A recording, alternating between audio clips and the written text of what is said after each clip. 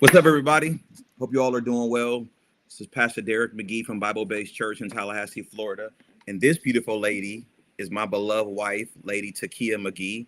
And tonight we have episode 2 of our show, Conversations with the Covenant Brothers.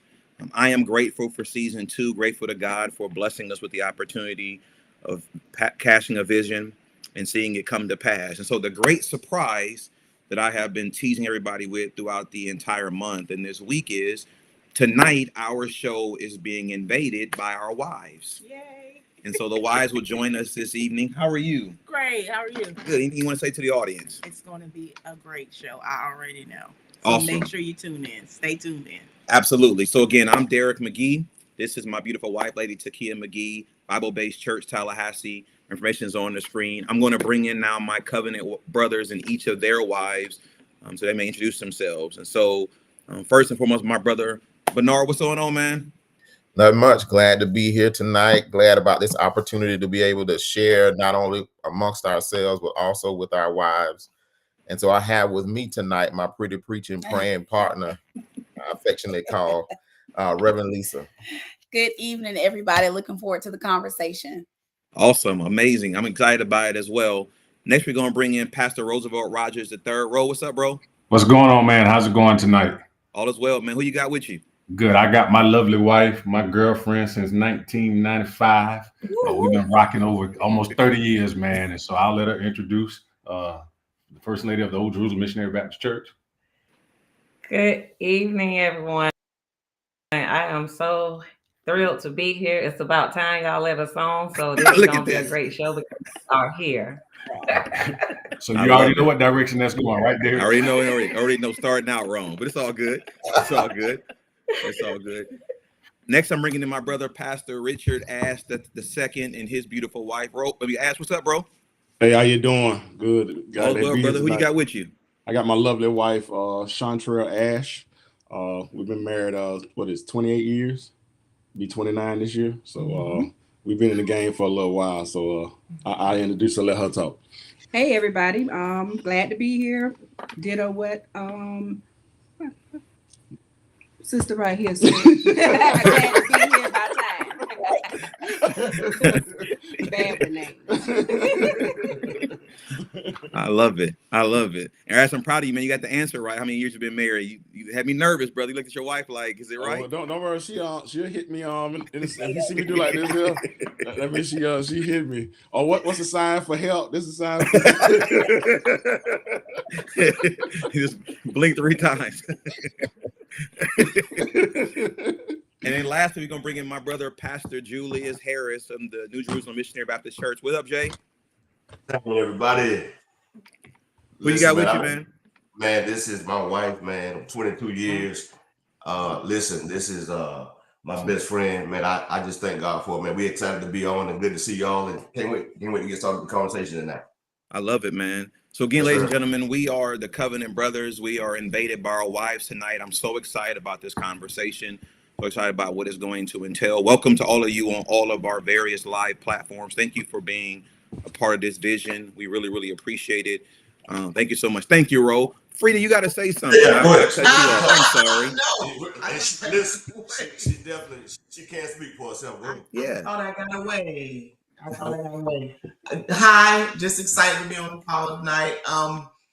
Looking forward to see what comes out of the conversation with the Covenant Brothers. I love it. Go ahead like that. I love it. Well, listen, our show tonight is going to be exciting. It's going to be fun. Our topic tonight is weighty. Is it as easy as it looks? Right. And so many people have the misconception that from the outside looking in, that ministry is easy. They think that we make it easy. They don't realize the sacrifice we put in. But even more than that, they don't realize the sacrifice our families put in, mainly our wives, and then those of us who have children as well. And so we wanted to have a great conversation really about that. There are a few questions we're going to talk through. We're really going to have an open conversation, open dialogue, allow our wives to really chime in and have their voices heard. Each of us as Covenant Brothers have been in ministry for a period of time. And so we have advanced in ministry. God has been graciously kind to us. But along that journey, our wives have been there, and they've had to support us, encourage us, withstand some things as well. If the saints only knew the many times that we've had to bite our tongues in that regard. So we're gonna have an honest conversation, also a fun conversation. And so I'm pretty excited about that. With that being said, we're gonna jump right in with the very first question. So the first question is, what is the biggest misperception that people have of the pastor and the first lady and your family? And so I'm gonna let you go first, Lady T. I think the biggest misperception is that our lives are perfect.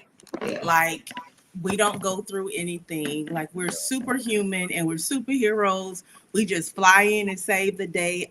We don't get calls about life happening. We don't have to deal with our kids. Our marriage is always on 10. None of that is true. And I'll add to that. I think there's also just the misconception that we just don't get tired, right? Like we don't need breaks, right? I love pastoring. I'm grateful to God for the opportunity to be able to pastor, but also I'm a husband, I'm a father. She's a wife, she's a mother, and so being able to check out and be checked in that is very, very important in that regard. Bernard and Lisa, let's go to you. What for that question on the screen? What do you think is the biggest misperception pertaining to the two of you? And just so everybody know, my sister Lisa is also a powerful preacher as well, and so I want you to add that into the conversation as well. Yeah, I think probably, what I would say that the biggest misperception about ministry is the fact that, that we have all the answers. Sometimes, that's good.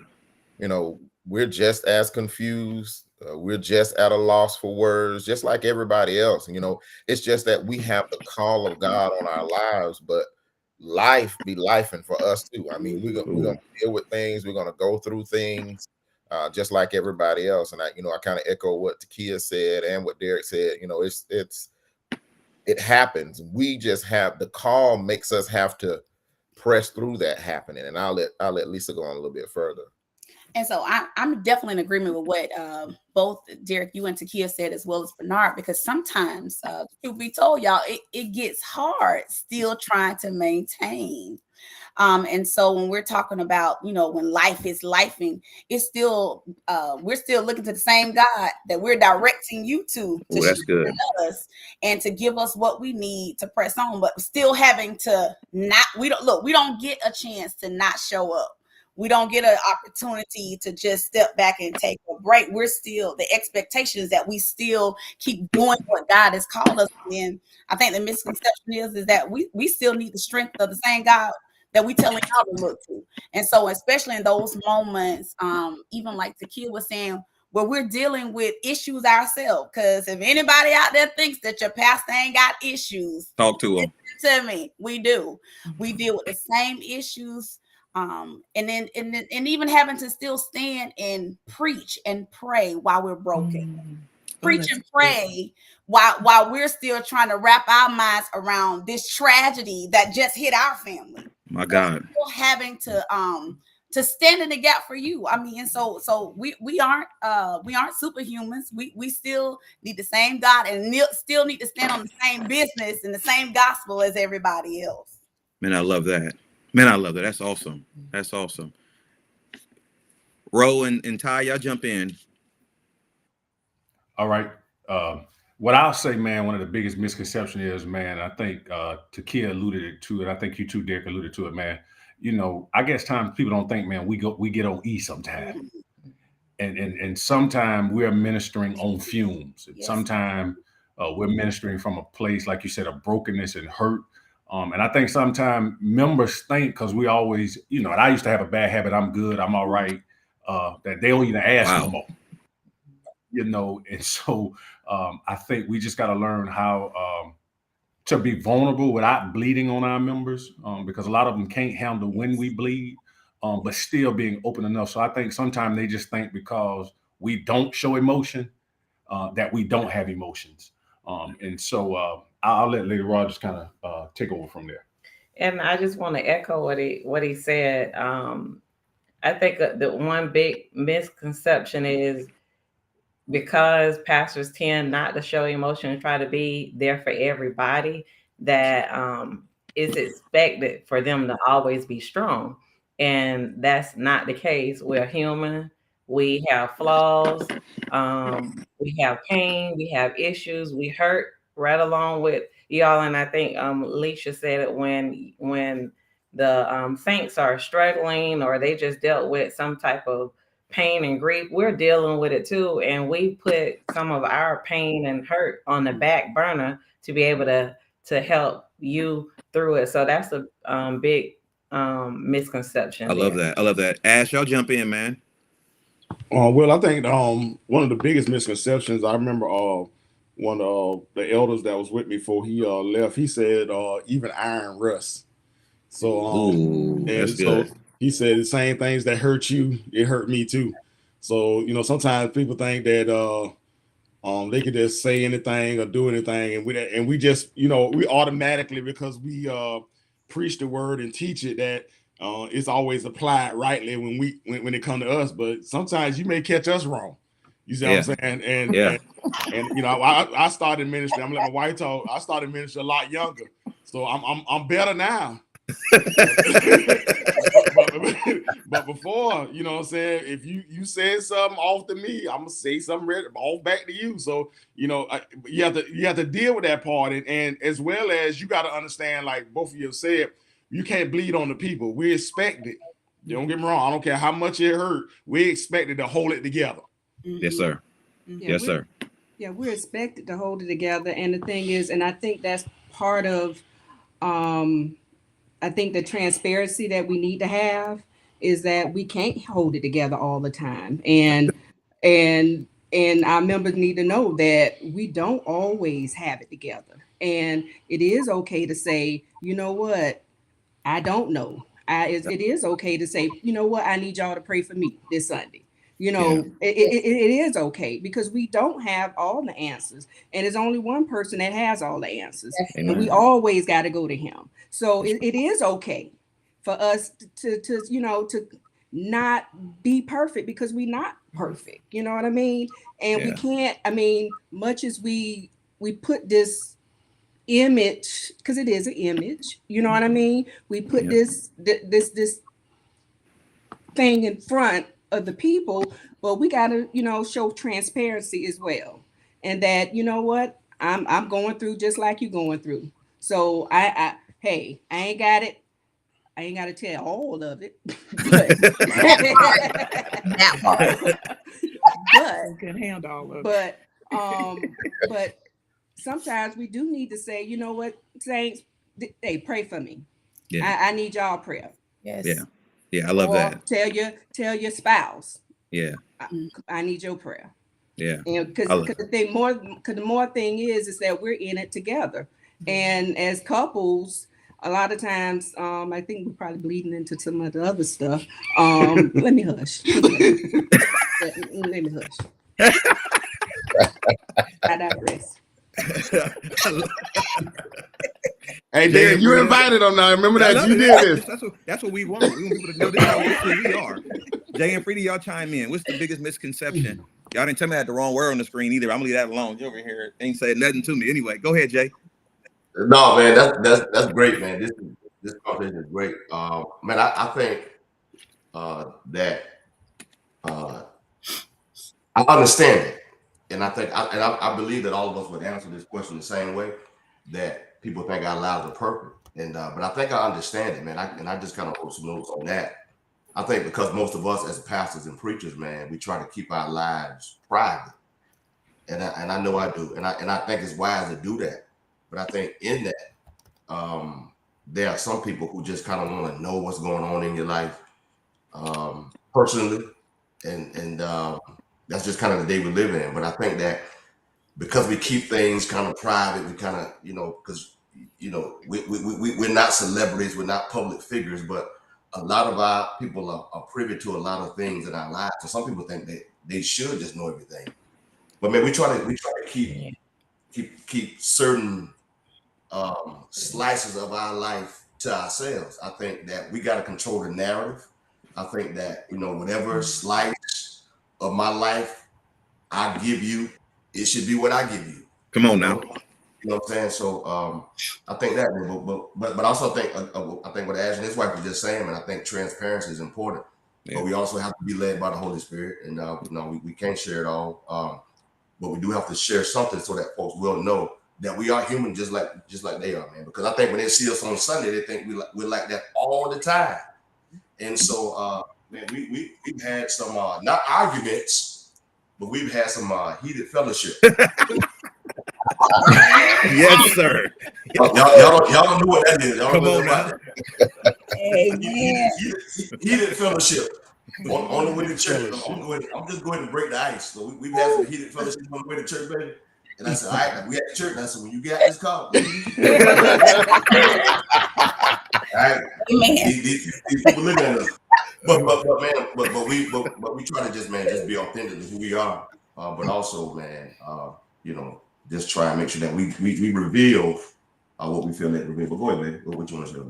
I just kind of am going to echo what everybody said about the misconception is that we're perfect, we got it all together. I guess we live in heaven all week and come down on Sunday. Oh, that's a good one.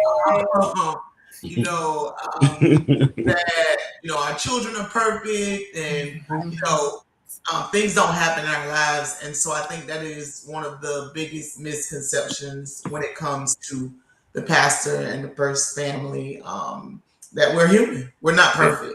And the same grace that they want for their lives is the same grace that we need also. I love that.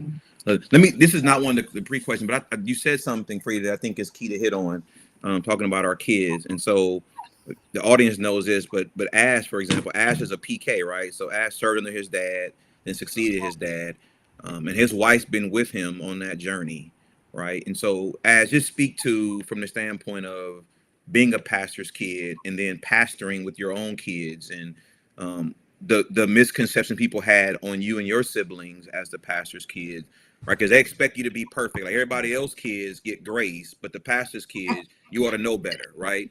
Everybody else's kids get grace at school. You a preacher's child. You ought to be behaved differently. Things of that nature, right? And thank God that He has delivered you and your tongue from slicing folk, right? But it's still in there. Oh, yeah. It's still in there. Oh, yeah. Well, speak to that, man. I think I was fortunate too in another way, being a pastor's kid, that my dad practiced what he preached. And what I mean by that is, it wasn't like he was harder on me than he was on anybody else. You know what I'm saying? Because of him being in pastor, because he didn't want anyone to say that we were allowed to just get away with stuff. You see what I'm saying? So yeah, he maybe sometimes maybe sometimes he probably took it too far with us, but it was because of that perception, as well as some reality in some realms where the preacher's kids get to do whatever they want to do, but saying like and as well as the membership sometimes are kind of a little leery to deal with us because of who your dad is. You see what I'm saying? Your dad, the pastor. I don't care how much you may try to make it seem like, but it's just like with anything else. They know who your dad is. So and I probably did some of the same things with my kids to that level where I wanted to make sure that as well as I wanted them to be able to be kids just like everyone else. That's right. You know what I'm saying? They had to be, they had to have times where they messed up, and you know what I'm saying? Just like all of us went through life, and you had your ups and downs, and you had to deal with that. And one thing I think with me and my wife, with our kids, try to do also was the transparency was we never wanted to be portrayed as no perfect family. You know what I'm saying? Never wanted to make it like our kids didn't mess up or didn't get in trouble, but we wanted to make sure that whatever was dealt out for the other kids, our kids were included in it. So if I call your child out and say, hey, they need to be quiet or sit down, mine ain't gonna be able to be standing up and cutting the food down, because I'm just not gonna allow that to happen. Because if you're gonna lead, you gotta lead by example. You know what I'm saying? And as well as if my child can do whatever they want to do, then every other child in here gonna be able to do what they want to do too. Because we want to make sure, because it's easy for us as the first family, when people don't, especially if they have got to know you. You know, we probably get into this perception, and you know, we got all the wives in here. It's a perception with first ladies. You know what I'm saying? You know what I'm saying? That they on that, but you ain't never one time went up there and spoke to her. Yeah.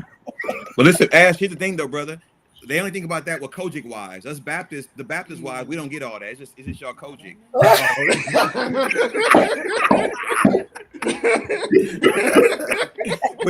but Chantrell, jump on that. You know, again, you was there back before he started pastoring, right? And so, you know, when you trying to raise your kids as kids of a pastor, also but at the same point, let them live life, right? Not be stuck to that image, because if we're not careful, our kids can start resenting church because the people. So just give your opinion on that as well. Yeah, and it was one thing with our church family, especially back then. It was a lot of kids that they grew up with, and like Richard said, it wasn't no different. So everybody got it. So if one got it, all of them got it. So it wasn't no different from our kids, from the other kids. And so, yeah, I mean, we tried to make sure that even when it come down to just school activities, you know, whatever you wanted to participate in, that, you know, we tried to encourage whatever you wanted to do to a certain extent, you know what I mean? But because kids are kids. And then the thing is, because the main thing, you don't want them to resent coming to church, you know, because when you went, they had to go regardless. So if you went to Bible study, whatever, all the different services and the extra services, they had to come. And you did not want it to be where when they get into the 20s and they didn't like to go to church, or when they look back in their childhood and they resented, you know, talk nothing but bad things about church. But no, we just like Richard said, we pretty much try to adhere to the same rules applied to all kids at the church. So he pretty much treated everybody, and I did like you my baby too, you know.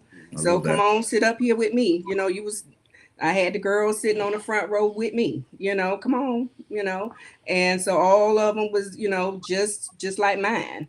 And so I disciplined them. If I told mine to say, don't do this, the other one knew you couldn't do it either. So it wasn't no respect of person, even when it came down to the kids. So, and one thing, like you said, and as well as, you know, growing up as a pastor's kid, and this is transparent for us. And we never hear this. My son was born with us when we were boyfriend and girlfriend. Yeah. I'm the pastor's son. Yeah. It wasn't something that was like, oh no, don't say nothing about it, or don't preach on it, or don't do anything about it. And we never heard my son, our son rather. Sorry, our son. Somebody counted these people, and I said, "Oh, I know Rick. He said his son." But our son. But see, that was that realness in it. You know what I'm saying? That okay, we didn't always do things perfect. So when we had other people that came in with kids or something, and you might bore. It took a load off some people that, you know what, man, we human just like you. Yes, sir. We ain't no different than we ain't always done it, and we know what was right and what was wrong. We didn't, and nor did nobody try to play like, oh, okay, we married now. It don't take nothing. I say this all the time. It don't take nothing to add my son age and then add how long we've been married. It ain't no rocket science behind this. You see what I'm saying? Yeah. And nor are we ashamed of anything. Yes, sir. You see what I'm saying? So as well as we were not going, and my wife can attest to this now, I don't let nobody mess with my folks, man. I don't let nobody. Right, brother. I don't let nobody. Right. I don't let nobody. I don't let nobody cross her. I don't let nobody. I don't play that now. That's a protective part of me. I don't play about that. So I'll straighten you quick if you think you bothering her. Yeah. See, the old Richard coming out now, y'all. Let's pray for him. Put your hands to the screen. He done got riled up, Jesus. He had a flashback.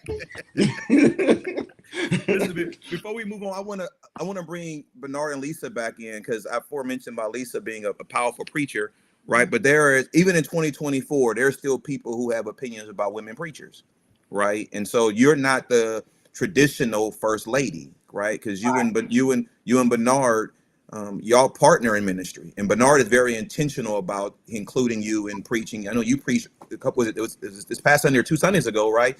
You preach, and so speak on that, because there are times where I know you having to bite your tongue, and Bernard, you having to defend, right? Because every church that invites you don't let your wife sit in the pulpit, right? But how do you balance that, right? Because again, that's a misconception, right? That she ought to know her role, right? Because people have that old school mindset. They don't see the oil. And so speak to that before we move on. Yeah, I'll let her chime in as well. But I've had to take some stances on that, because I believe in the calling that's on her life to be able to, to stand and preach the gospel. And when we got together, she pastored 2 churches. Oh, wow. Okay. When we first got married, and we were going separate ways, and she was pastoring, and we decided, it was enough of that. And so when she decided to let those churches go, and we joined in, and I tell people now, when they get the 2 of us, they actually get a whole pastor, because the things that I'm not, she is. The things that she's not, I am. And and I say, if you want to cry, okay, you can go over there to her first, and she gonna pat you, and she gonna cry with you. And when you're ready to solve the problem, come on to me, and then we'll go ahead and take care of it. But I've actually had some opportunities to go and preach some places, and I knew how they felt about women preachers, and I had to decline, because I believe that the call and anointing that's on her life should be respected, just like mine. And as a matter of fact, someone asked her to have me to come and preach somewhere, and they didn't honor women preachers. And so I told her, I said, now you're asking me to do this, and I typically wouldn't do it. I said, so tell me what you want me to do. And she said, it's okay, you can go. And I'm gonna show you how God worked it out. We actually went to this place, I preached, and in the end, God led an altar call where I had her to come and prayer, and it tore the church up. But I wanted people to see the call that's on her life is just as authentic as the call that's on my life. And I believe that people have to respect that. We don't have a baptism pool at our church, so we were going to someone else's church to baptize. And I said, well, my wife helps me with the baptism. And the person said, well, you know how they feel about women preaching. I said, but that's all right. Don't worry about it. I said, we'll find somewhere else to go. So I've had to do that, to kind of take those hard stances so that people would know how I feel about the calling that's on her life. Lisa, you jump in, please. Yeah, and so let me say this first and foremost. I appreciate him willing to take a stand for the call that is on my life, because I also see a number of times in instances where females are not given that opportunity, regardless of the calling and as well as the destination. And so it's been challenging, but we know that we're not going to change our stance on what we believe and where he goes. Even if those times in the past were that one instance that he took, I thank God that he was still able to use me in that regard to bless the people. But it took opportunities like that. And as a matter of fact, they've even asked me now to come back and do something else where they didn't even accept women previously. But it's the gift that makes room for you. And so I thank God for that. But it's challenging. It's challenging, but I'm still gonna be who I am. And we're gonna do it together. And no, we ain't splitting. So because I get those questions always. So if you used to pastor, why aren't you pastoring now? And it's because we are whole. We our gifts and anointing complement each other. Mm-hmm. And so it's really difficult. It was really difficult when I was pastoring 2 churches and then him going all the way to Alabama a lot, and we would always be missing each other. And so that put a strain actually on our marriage when we first got married, because we rarely, saw each other because of just the things that we were trying to do in ministry. But we really do it well together, I would think, and we would have it no other way. And we just thank God for the opportunity and how he has married us together. And I know he told you I put that sneak up game on him, and he couldn't help but ask me to marry him. So knew what he was doing. He knew how he was supposed to set this thing up for us. That's okay. See what y'all did. Calamari and all. I love it, man. Sneak up game. That's right. Sneak up on him, gang. I love it. So listen, our next question, I wanna let Jay and Frida start us out here, if you will, and then I'm gonna have Lady T jump in. Is how do you balance ministry and life? We've all kind of touched on it, but let me speak on this first with my man Jay. So Jay and I we've been brothers for a long time, and I always tell this joke when Jay and I were talking, we'd go on vacation, and Jay would be taking books, Bible, notepad, and pen. He was working on sermons while he was on vacation. And I'm like, man, like, bro, like, enjoy yourself, right? Jay probably do be on the beach under the canopy with his Bible, everybody in the water having a good time. He writing down sermons. But as time is going on, one thing that COVID taught all of us, man, really was how to take advantage, man, of self-care, right? Because our members taking their vacations and they enjoying themselves and they posting, right? And so we don't want to be the older priests that some of us witnessed where they basically died in the pulpit, never had a vacation, never took a break, never rested, never did anything for respite at all, because all they did was preach. And so the balancing, and there are some people who have a negative opinion about, you know, the pastor having, or the first family having a life outside of the church, right? But Jay and Freddie, start here. How do you balance the demands of ministry and life, right? Because there is a bleeding. Jay, you succeeded a pastor who had been there for over 50 years, right? And so, but how do you balance that? How do you balance those demands? Man, great question, bro. I think first, let me say this first. I think this is a struggle for every pastor. But I think the first thing, man, I've learned to use my no. Oh, that's good. Yeah, I've learned to use my no. God is omnipresent. I am not. My brother. Omnipresent meaning that he can be everywhere at the same time. I cannot. Can't do that. Yes, sir. Man, so I've learned to use my no, man, and be okay with it. I think we have to create some boundaries, establish some non-negotiables. And I think I alluded to this in a previous show that, and Frida could attest to it, man, that, man, when I first got started in ministry, man, I would take preaching engagements on birthdays, on anniversaries. Man, I would leave family reunions and come back to preach a funeral, leave my family on the beach at the family reunion. And I think I was trying to prove to the people that I could do it. But now, yes, man, that I'm confident in who I am, confident, you know, in my call, and I'm trying to be impactful, not impressive no more. So that's about being impactful. I'm not trying to impress nobody. I'm not trying to impress nobody by how good I can preach. If you like it, say amen. If you don't like it, there's another church down the street. I mean, so man, that's kind of where I am. And for us, man, we spend a lot of time together, man. God has blessed us, by being entrepreneurs, man. Yep.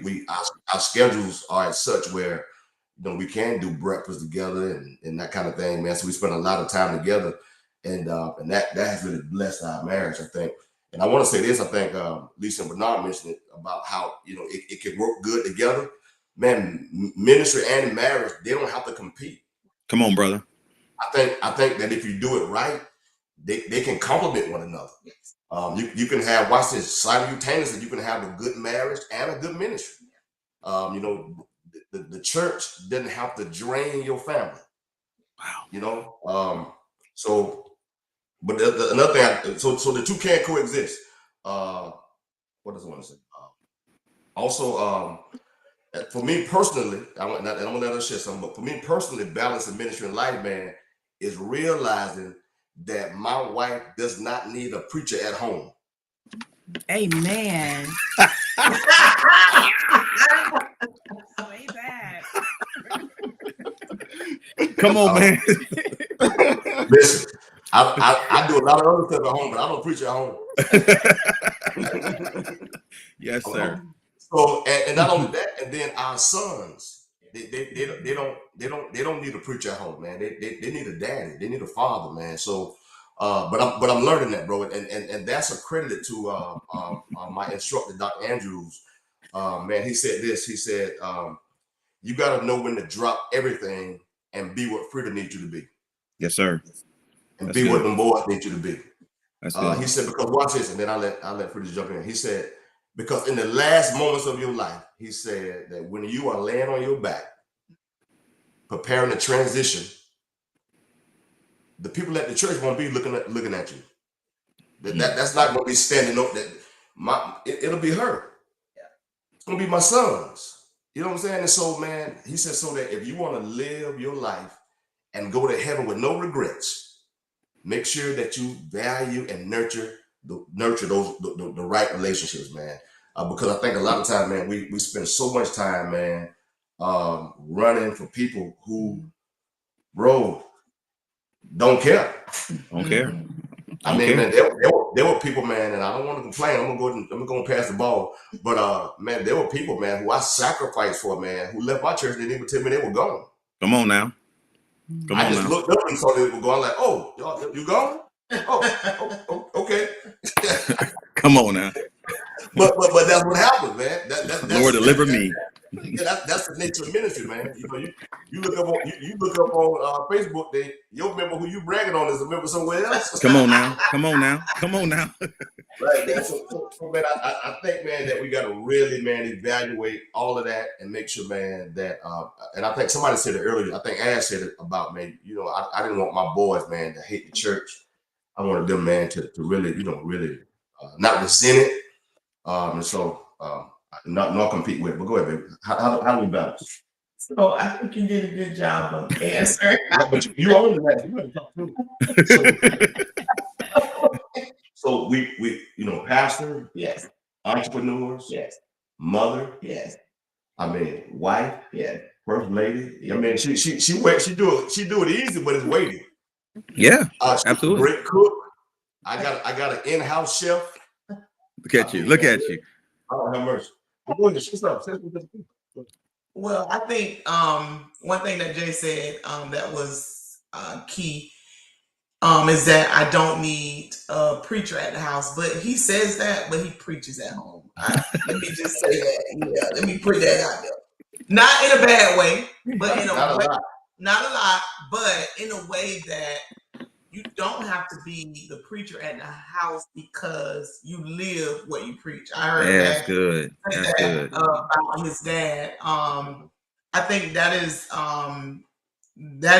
That is one of the ways that we kind of balance the demands of ministry, knowing that now, if we can't do it, we can't do it. Right.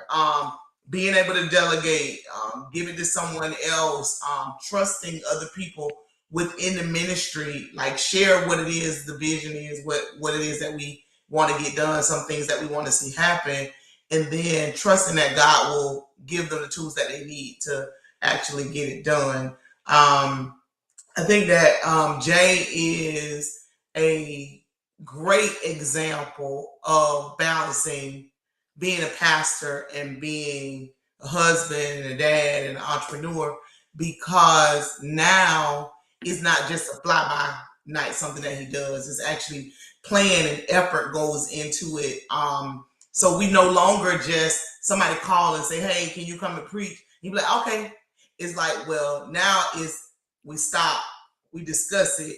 Let's look at the full calendar and decide if we are able to do it and it not put any strain on either one of us. That's one of the ways I think that that we are balancing ministry now, is actually planning for ministry.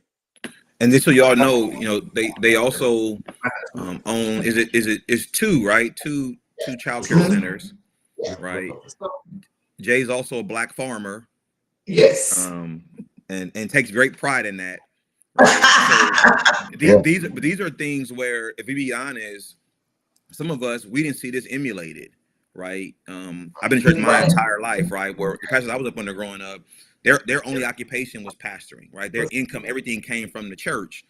And to the point where sometimes you saw, because the church paid everything for the pastor, there was a control factor that was there, where the pastor's vacation seemingly was basically being at their friend's church on Sunday versus their own pulpit, right? And so that balancing act. But you speak to this, and I'm gonna come to you, Ty, and roll on this one. But how do you balance it? I think we balance it by being intentional. And when I say intentional about having check-ins, I know every first Saturday of the month is date night for Derek and Takia. I know every Friday is lunch date for me and Derek. I know that on Friday nights, since our son is not playing football anymore, he's a senior, I knew that they were family nights. Like sometimes you just need to breathe. Sometimes you just need to put everything down. And then also with me being the church financial officer, it can be a lot. Mm-hmm.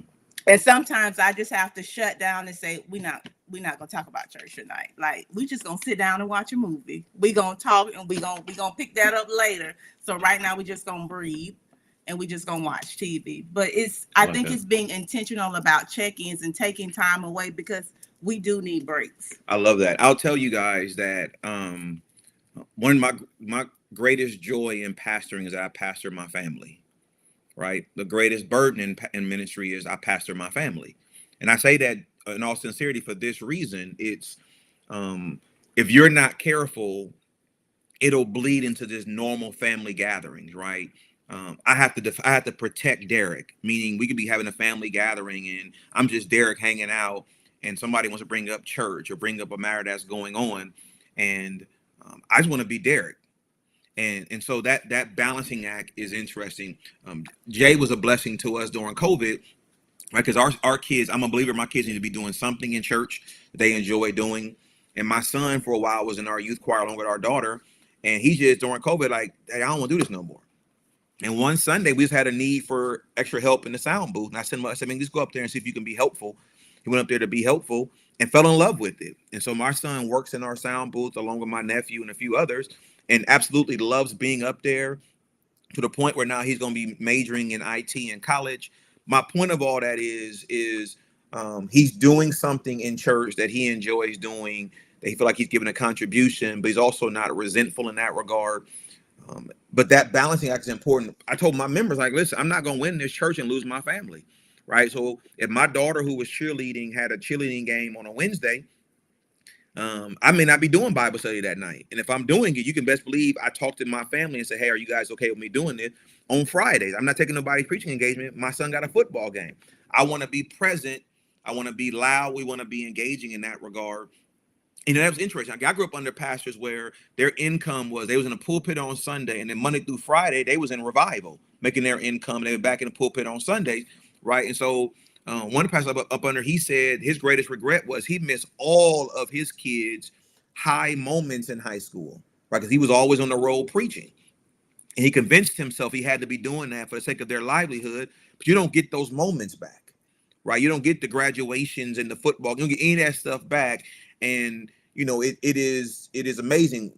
I was allowed that at my son's football games. And I would get mad. People say, well, pastor, they man, listen, I'm daddy at this game. Like, I'm not pastor nobody. Like I'm yelling as a father whose son's on the football field, right? And so you're not gonna box me in to being pastor in the stands of the football game. I'm gonna have fun. I'm gonna enjoy it. I'm gonna say, Ref, you trash, right? And I'm gonna pray for that, Ref, after the fact. But I'm gonna be loud at that game because my son is expecting his father. He want to hear his father yelling from the stands. Now, sometimes I'll go a little bit overboard.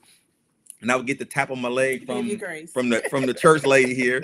But my point is, it was that balancing of things, right? Going on vacations and not having to rush back. I used to rush back on Saturdays to be in my pulpit on Sunday. Can't nobody run a church like I can.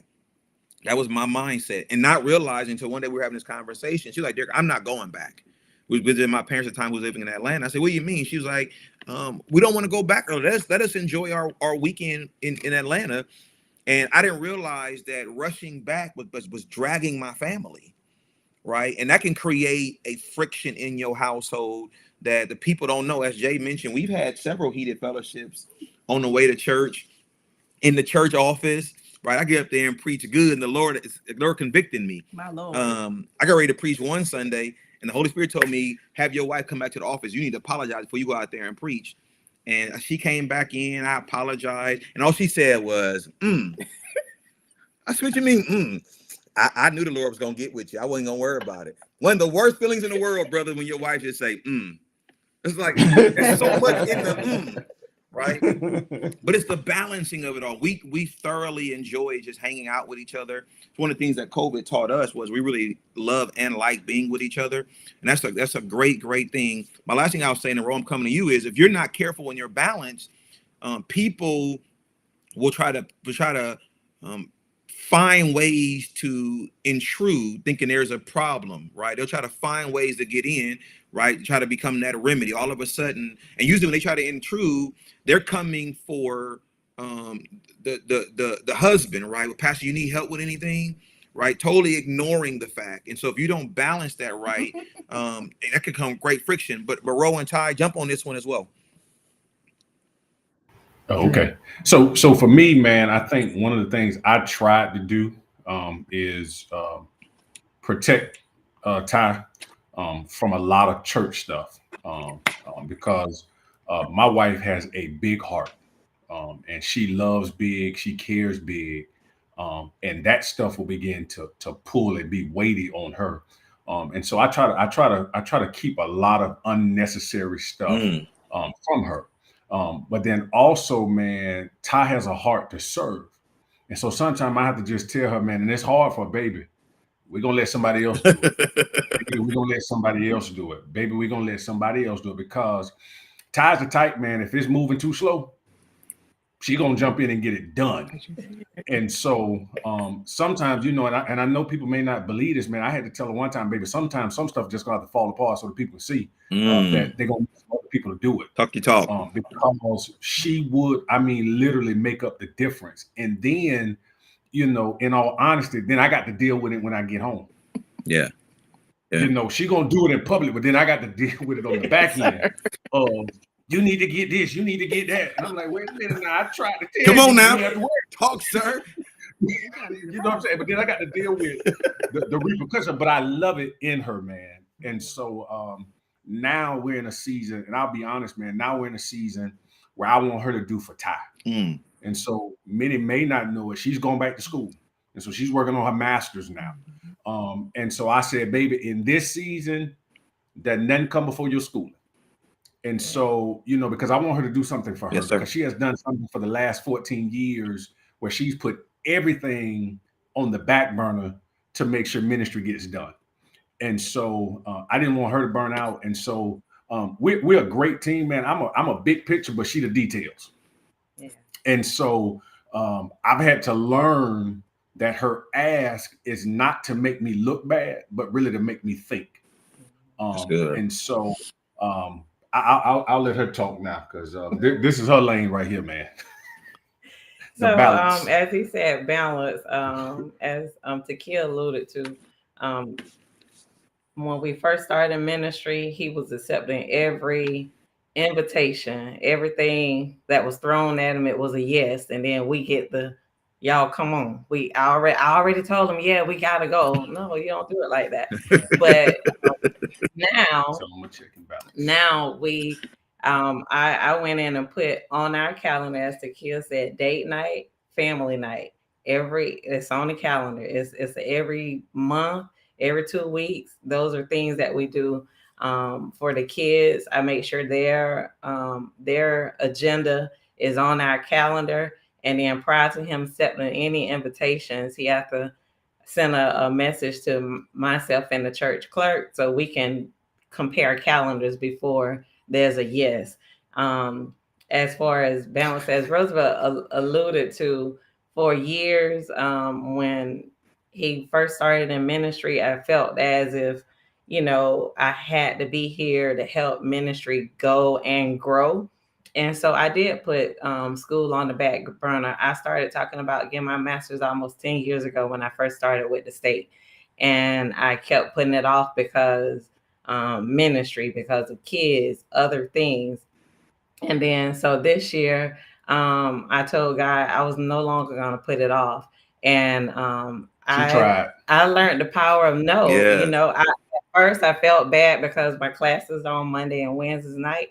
I haven't been to Bible study in almost a year because it's on a Wednesday night. And so those things, it did bother me at first because I couldn't do it, but I had to put myself first the ministry, because I'm looking around and everybody else is, doing things. I'm like, why put myself on the back burner? So I learned to balance, myself, prioritize the family and ministry, and it's been a blessing. It truly has been a blessing. So let me ask this for you guys, since you went back to school. My wife taught me this in regards to, because Ty, what you were doing is what Takia was doing, as far as like just picking up every piece. And I used to get really upset with her, like, come on, man, like there's somebody else do that. And the one thing that she tried to teach me was, she was doing because she loved the Lord, but also it's because it's a reflection of me as pastor, right? And so she don't want there ever be a reason given that I look bad, right? And I understood that when she said it, but here became my concern. It's when the church work is now bleeding into the house, right? Where you up late at night doing church matters and you're exhausted and things of that nature. Like there has to be a separation. And I will tell anyone, like, the Lord blessed us to plant a church almost 14 years ago. It's not easy at all, right? Especially when you're starting from scratch, because being a Black church planner is not like anybody may know. We don't start out with the same resources, right? Start out with a yes and nothing but faith and trust in the Lord. But having said that, being unapologetic, my saying is very simple. No is a complete sentence, right? I don't have to tell you why I said no. The answer is no, right? I realized that my no is necessary because there are other factors that are more important. Early in my ministry, before I started pastoring, I was always going with the man of God wherever he went until they would put me on program without even asking me beforehand. They knew I was going to always be there. And then I would walk around with a guilt if I didn't make it, because I felt like I wasn't living up to a part. And that pressure became overwhelming because it became obligation, not real service. And it became very frustrating in that regard. And then you start realizing there is no balance. There is no life, right? There is no enjoyment in what we're doing, because it's always being done. In that regard, as Takia mentioned, she handles our church finances on the finance team, right? Even in that regard, I have to protect my wife. I remind people, like, listen, man, that's my wife first. Like, what you not gonna do, right? Now I'm your pastor, but you gonna watch how you talk. I ain't always, well, I've been saved a long time, but I ain't always been saved, and I'm from LA. Like, there's a part of me where I'm just not gonna let you do that, right? But it's that balance, because Takia is so sweet and loving. And she's so, don't worry about it. I'm worried about it, because we don't handle this situation now, it's going to get bad later, right? So we got to make sure people understand that there is a way in which, like, you can't desire grace to be given, you don't extend grace as well. And so in that balancing, that part's very, very important. Our kids, as she mentioned, our son is 18, daughter is 13. They're very active, and we desire, as you all do, we desire to be present parents, right?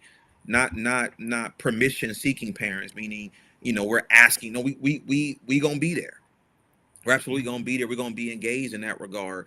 And so, Ty, back to you on the schooling front. You mentioned not being at Bible study, but you're pursuing school with the support of your husband, and you have desires and goals. But how do you free yourself to focus on school, knowing that you're not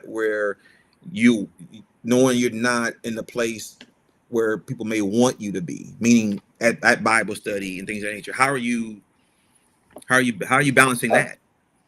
As one of the things, I think one of you all said, making sure that other people are in place that can do what I was doing in Bible study. So I was leading intercessory prayer, doing Bible study. I was also helping out with the youth. Now we have people in place that does not have to stop because I'm not there. It continues on. And outside of that, as you said, we don't talk about church at home, but we do discuss what was discussed in Bible study. So I'm still getting Bible study because I get to preach at home. So I don't want people to say, "Oh Lord, First Lady ain't learning nothing about the Bible." I am. I read my Bible. But I also read my lesson. So, but that's just making sure, ministry shouldn't stop because we want to pursue some of the things that we want to do. And how do we get there? Trusting that we have people in place that it can continue on even when we're pursuing some of the things that we know that God has called us to do too. So, you know, we're always promoting, telling our members to go after your dreams, go, you know, what God has called you to do. But we also want to set that example for them to see. And that's how I'm doing. So Derek, she ain't telling the whole story. I done became the taxi. I done became the chef. I done became the maid. Whatever I need to do, man, to make sure that she focuses on school, man. And she struggles with that. She ain't gonna tell y'all that, but she struggles with not doing some of those things and releasing it. Yeah. Let me say the struggle is the releasing of it, not to doing it, but the releasing of it, because it's who she is. Yeah. And so, you know, I have to fight to be the taxi. Come on, brother. Come on, brother. Listen, to our viewing audience, we're nearing that point where we allow for you to submit questions to us. And so if you have questions, please put them in the chat at the appropriate time. We're going to take those questions and then put them on the screen and allow someone on here to be able to answer those questions. This third question and last question is solely for the wives that are on here. As I want each of the wives to provide their answer if they will. So that third question is, how does life look like being married to your husband who happens to also be your pastor? Again, my sister Lisa, your example is a little bit different, but I still want you to speak to it. But how does that look, right? Because you know, you all kind of hinted to the point, at least some of you have, about you know, I don't need you to be a preacher at home, right? But how does that look for you? How do you handle that, right? You want to start? I can start. Go ahead. It looks like one word for me, and that's sacrifice. Ooh. Because with you being a pastor, sometimes there are times when I do have to sacrifice time with you. And I have to be okay with that, because I know that you are here to pastor and to inspire and encourage others, not just the people in your house. So I would say it looks like sacrifice to me. I like that. Chantrell? I can say ditto with that. And also I can say it's almost like being a little mini celebrity. Everybody knows you. That's good. People know you. People know you when you don't know them. Yes. But yeah, that's a pleasure though. Yeah. But it is a sacrifice. Also, being married is to what is life like being married to him. Also, it's like stages. You know, when I was younger, it was a lot. It was like a balancing act, because a lot of it's like you didn't know what to do, you know, how to do it. For me, I was like mimicking older first ladies. Is that how I'm supposed to act? You just, you know, didn't know what to do and how to do it. But now I've learned to be just me. Amen. And so, so to be with him is easy now, but it is a sacrifice. And we didn't answer like that other question, but with him, it's easy. It's easy, you know, it's easy being married. It's easy. I love it. Look at it. Come on. Come on, Ash. Yes, sir. I love it. No, I think the thing is, I guess allude to the balancing, because we got to a point where she knows me. If I come home and say, you know, between pastoring and also working, you know, I work in law enforcement. So if I come home and say, hey, babe, I got to get away from here. I got to go.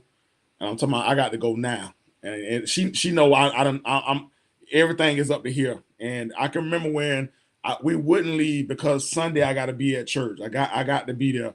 But one thing now is I'll do the group text and call everybody and say, you know what? We're not having church Sunday. And I'm not having nobody in place. I'm not trying to send nobody, call nobody to be there. With the doors closed, I text everybody, put a message on Facebook, and me and her go to our little spot we like going to, and we'll just go just to get away. Yes, sir. Because I know for my mental, You know what I'm saying? I thank God for being able to know when I done had enough. You know what I'm saying? When I get to where I done had enough, I get short. I can't focus, and her knowing me, and I can say, babe, I need to get away. She know, okay, we got to go. Yeah. And that's been a blessing. But before, when I first started pastoring, it's nowhere in the world I'd have done that. I wouldn't have. He said yes to everything. Yeah, it's true. And like you said, I know it's a complete sentence. I had to learn that, man. Mm-hmm. I had to learn that. Yeah, hey man, you might. I'll be there, and she'll see me getting dressed and be looking at me like, I done it again. And did it Did it again. again. And I'd be like, and that's back when I was suit and tied up. She'd be looking at me when I'm leaving. She'd be like, you did it again. I was like, hey, God. But now, you gonna be there? No, not gonna be there. Nope. And one thing I love, and I'll let y'all get to the rest of it. One thing I love now with all this technology, y'all church got a cash app. I send you off.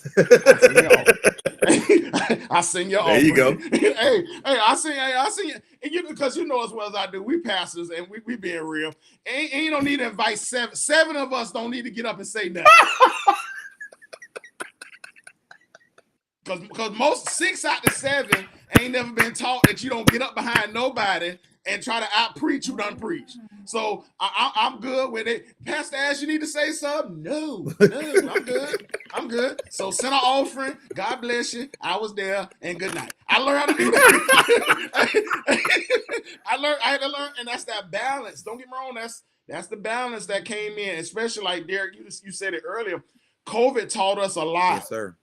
It taught us a lot. A lot of stuff we thought had to be the most paramount, and thought of no, kind of find out, bro, that wasn't it. So our balance, as well as like we say, we've been married for 28 years. So I done had times where we done had what you call it, Jay? Heated fellowship. Heated fellowship. And Heated fellowship. And there, and I done had where I'm sitting on the pulpit. I'm on the platform, and I done had to lean over and look at her and say, and then I could not get up and preach with me and her not together. You know what I'm saying? Now I just couldn't do it. I could not do it. I had to lean over and say, I'm sorry, and then she'd be like, okay. I'm like, all right, I'm ready now. Let's do this. Let me let y'all go. I love that. Frida, for you, the question on the screen is, what does it look like for you being married to your husband, who's also your pastor? I think, and we all probably got the same responses. It is a sacrifice, because not only is he my husband in my house, but in my place of worship, he is also the leader. So sometimes, as his wife, I have to remember that. Just as he said, sometimes like I don't need to preach at home. Well, when I'm at church, I have to remember that he's the pastor, he's the leader. So I have to kind of get in line with that, and that ain't the easiest thing to do sometimes. Why not? Because well, keep talking. Because it's gonna come out in a minute. Sometimes that's not the easiest thing to do, because a lot of what we do is partnership. A lot of what Jay and I do is partnership. We partner in ministry as well, but I have to remember, at the end of the day, when it comes to New Jerusalem, Jay is the pastor, and so he has the final say. So I have to try to balance that out sometimes, because we partner a lot in everything. I feel like I got an opinion on everything, sometimes. And then I just have to remember that he's the pastor. And so, I don't. And here's the deal on that, dear heart. He said, dear heart. Yes, sir. Your opinion, it is your opinion. Okay. And it'll always be recognized, but not always utilized. Oh, okay. Right. So no, that's it. My brother. Anything that comes from her, I receive. Okay. Because here it is. She was created to help. Right. Right. And this can kind of take it to another level, because sometimes we don't allow our wives to help us. That's right. So I mean, so everything, it's always recognized. Okay. But my wife, man, she's so smart, and a lot of people depend on her for a lot. So that's just her DNA, always giving her opinion, giving her wisdom, her knowledge. She's been doing that for over 20 years. Work, family, everybody depend on her. I mean, so she's accustomed to that. But sometimes, like, okay, no, if I say we're going this way, then that's just the way we're going. Yeah. Sometimes she may like, well, I think that you probably, well, no, this way we're going now. Yes. And when she know that, hey, I feel led to go this way, she'll back on up and say, okay. And then she'll get it. But I think that we have to make sure that they understand that, we have to acknowledge the opinions of our wives, man, and allow them to help us. Yeah. I love that. That's what it's about. Yeah. I love that. Lisa, you jump in, my sister. All right. So definitely echoing everything that everyone has said thus far. But I think in all transparency, what life looks like for me being married to my boo and my pastor, it's a balancing act. And I would say even for the last couple years, we have honestly, I guess we've been trying to find the perfect medium for that we can stay sane and healthy, but also spiritually sound and able to give to our families what they need, and also to what the people need in the church. Because most of we've been balancing not just ministry, but Bernard is on the tail end of his doctoral program. I'm also in the doctoral program. And then things just with, Kyler, and then family. Then, of course, when life happens, when the help that we're able to give, because that is a sweet space. So, yes, Bernard has the appointment, but once again, my name doesn't need to be on appointment to support my husband in ministry. Amen. And because of my commitment to God, my commitment to him, to stand beside him, behind him, however I can do, whatever I can do to serve and to make sure that, he continues to finish strong. I mean, because I had to pull a card here, I think about a couple weeks ago. He didn't like it. He was trying to meet the deadline for his project to be submitted. And we planned something with the church, and we got down close to it. And he was saying, I need to be there. I'm like, why do you need to be there? And so I pulled that card and sent out the text and say, hey, he will not be there. He needs this moment. He needs this moment to do what he needs to do. And I think that was pivotal, because had not, he would have stayed home and been able to do what he needs to do. We wouldn't have gotten those 2 congratulatory emails already for him to finish and be able to graduate in the next couple of months.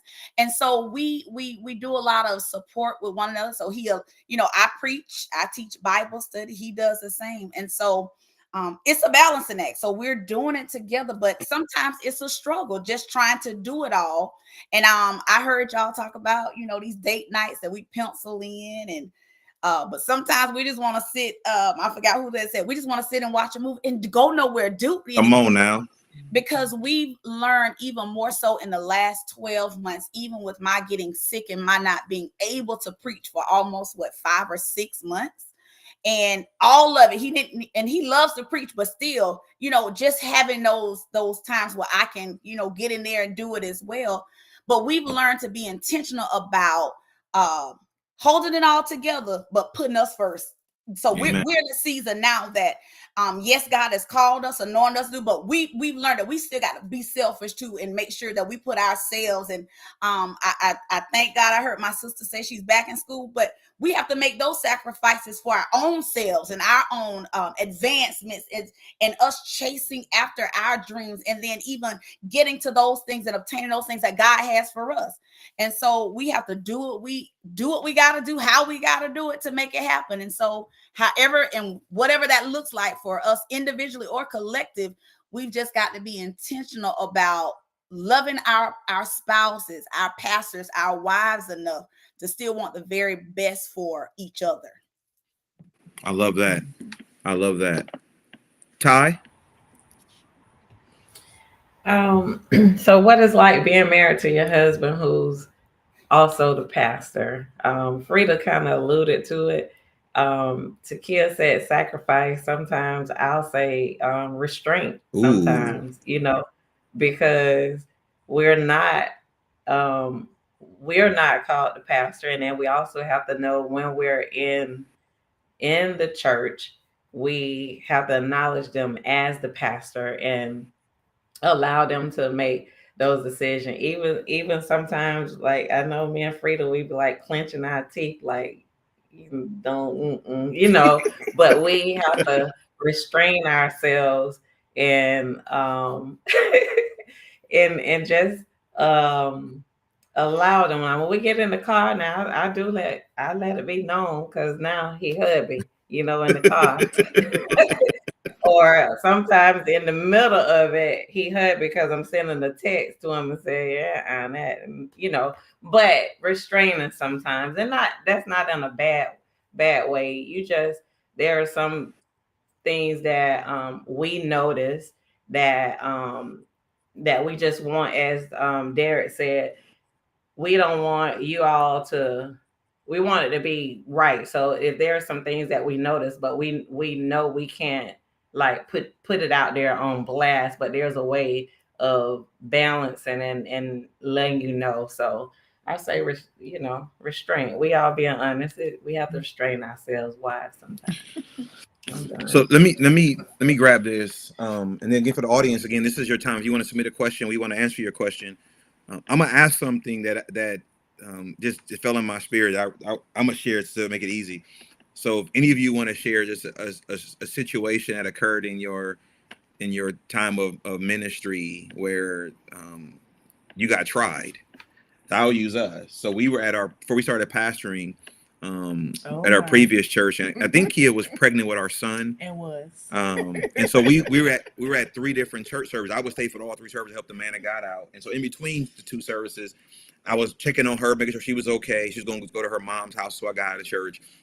So we're in a conversation like this, and this young lady basically made her point to kind of come up between the 2 of us and turn her back to my wife to engage me in conversation, literally turn her back to my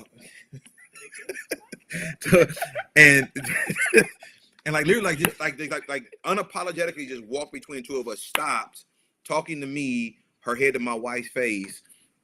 And again, Kia is very, very, very nice and non-confrontational, right? And so it's a moment of just trying somebody, total disregard.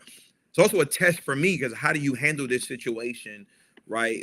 How do you do this? Because at this point, you can't be the minister. You got to be the husband. And so we got the situation corrected in that spot. But it was my first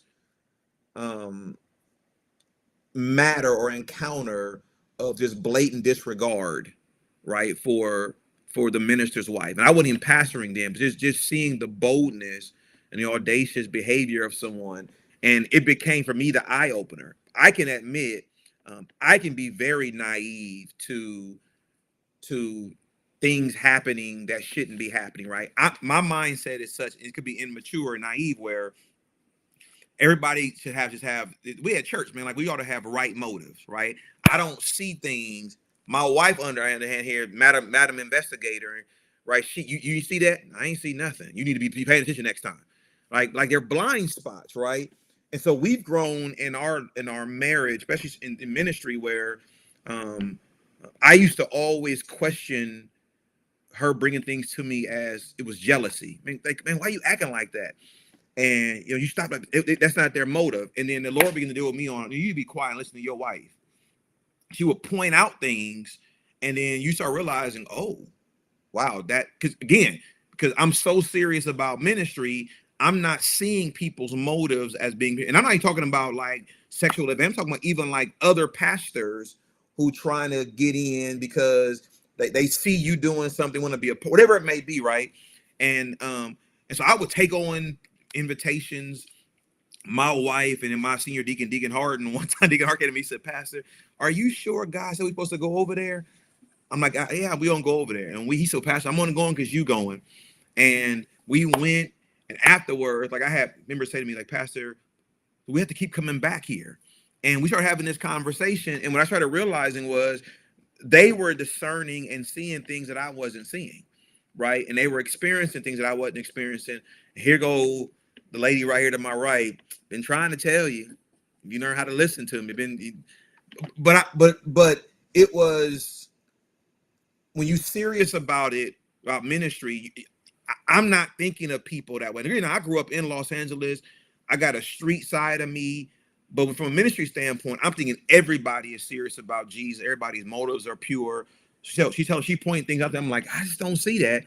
And you start seeing, you like, wow, it's impactful in that regard. And so I'm saying it to say that there is a role, as Jamie said, there's a role, there's a lane, there's a voice. We should never allow our role in ministry to silence the voice of the one God has blessed us with to help us. And there were times, I know early in my ministry and even early in the pastorate, where I wouldn't heed my wife's advice or my wife's warnings because I know what I'm doing. You can get on board, I know what I'm doing. And I just kept bumping my head. Why you keep smirking, man? Go ahead. Go ahead. So you got no. So it's I want you to talk on that though, because that's a challenge, especially when you keep trying to give warning, the person's not heeding the warning, right? At some point you become frustrated. And not only pastors, just like in marriage, even with ministers, like, he don't like when I say it, but a woman knows another woman. I'm just gonna go ahead and say it. A woman knows another woman. And sometimes our husbands are so eager to help everybody. Like they are just blindsided by things that we as women will sit back and observe, because you're so willing to help somebody. You miss all the, I don't want to use red flags, but warning signs. And the problem becomes frustrating when I'm giving you the discernment that I see and you're not receiving the discernment. And you just pushing me off to the side. Oh, you're just overthinking. No, I'm not overthinking. I just need you to sit and listen to what I'm saying. Yeah. Be free. I'm free. But listen, I want to open it up. I mean, again, go ahead, Ash. I think to kind of piggyback on what you said, I can remember one time vividly. I had just got through doing a wedding, and we were it was at a house, and we were sitting there. I mean, we was getting ready to get something to eat afterwards, you know, kind of fellowship. And we had a couple behind us who I didn't do their wedding, and the wife was just yapping. I'm talking about just talking. He didn't do our wedding, but he over here he did theirs, and the way Sean took care of that. Ooh. I'm talking about the way when she turned around and handled that, I was like, yes, sir. Yes, sir. Yes, sir. Hey, the way, and see, my wife got away. Like when you said there that woman slid in between you and Tequila, boy, Sean did like this. She looked like, did what? But it was the way that, you know, because a lot of times we're used to kind of having to handle things. And I'm telling you another thing that, you know, women discern things that guys we don't see. We had a lady one time, and my wife told me, she said, hey, that lady like you. And I was like, man, that lady cross-eyed. She ain't paying no attention to me. And I'm thinking y'all thought I was playing. She'll tell you. She said, no. I said, hi, Sean, how you know she looking at me? She cross-eyed. I mean, how you know? I'm talking about literally. I'm not playing. I'm talking about literally. How do you know? But she saw which eye was on me. You know. Oh my God. Hey, so you know, and I'm telling you, and once I'm telling the book, and y'all probably all read it too. When you read 5 love languages, yes, it kind of makes sense now, because you got to be careful as a pastor. Sometimes we do extra service for others, and that may be their love language. Ooh, that's good. And so we have to be careful. You know what I'm saying? That, oh, no. I'm talking about something simple, open the door, just being nice, polite, and you have I'm talking about it ain't nothing to you, just being polite. And all of a sudden, no, it's not. No. and you got to be careful because if they can't speak to Sean, talk to us. Yes, sir. Why are you speaking to me? Come on, sir. Now, Sean, like most of y'all, she real nice. We went to R.A. Vernon thing up in Cleveland one year, and I got off the plane, got her stuff. She had got out, got the rental car. We in the rental car. We leaving, going to the hotel. And Sean was like, "Yeah, it was a guy when we came off the plane, started talking to me." And I told him, I said, "My husband coming," and he was like, he didn't care. She said, "No, you might want to care." And so, but see, that's another thing. She protects because she know if she just said something, she not the type to keep stuff started. If she just said something to me when I came off that flight that he didn't move on, I'd have helped him move on. You see what I'm saying? And but she knows that, so she protects me too. You see what I'm saying? That nah, man, we only. She told me that when we were because I'll turn the car around. Come on, sir. Let's go back and find it. Come on, sir. You know what I'm saying? But she know that ain't what we need to be up here doing. You see what I'm saying? We still up here for a church conference, and you might have to bond you out this afternoon. Yes, sir. Yes, sir. Yes, sir. Anybody else got a situation you want to share? Well, I'll share one, man. It's a little bit different. I remember when we first started pastoring, and I first started pastoring, man, they wanted to put Ty in what a first lady's supposed to look like. And they gave her a book. Oh my. They gave her shoulders was out. And they was like, I like what you got on, but first lady's shoulders shouldn't be out. And so she told me that, right? And so what I told her was, this is the last time we ever had a conversation about how she dressed for church. I said, if you leave that house and I don't say nothing, I don't care what nobody say. You ain't got to wear no hat. You ain't got to look a certain way. I want you to be tight. Talk, sir. And Lady Rogers is married to Roosevelt Nathaniel Rogers III. And and I just said that because what I wanted her to do is to be comfortable, man, because she was going through where she was trying to figure out, did she need to get hats? Did she need to wear suits? I'm like, girl, you ain't wear that stuff. So why are we changing from that? So we just gotta be as husbands, we gotta let our wives be comfortable with who they are and not try to fit them in a box or a narrative of what a first lady or the church is supposed to be. And then the other part, man, and I'll speak to this, Bernard, we're grateful that you got the preaching preacher as wife. But me and Ty had a conversation, baby. God ain't called you to co-pastor.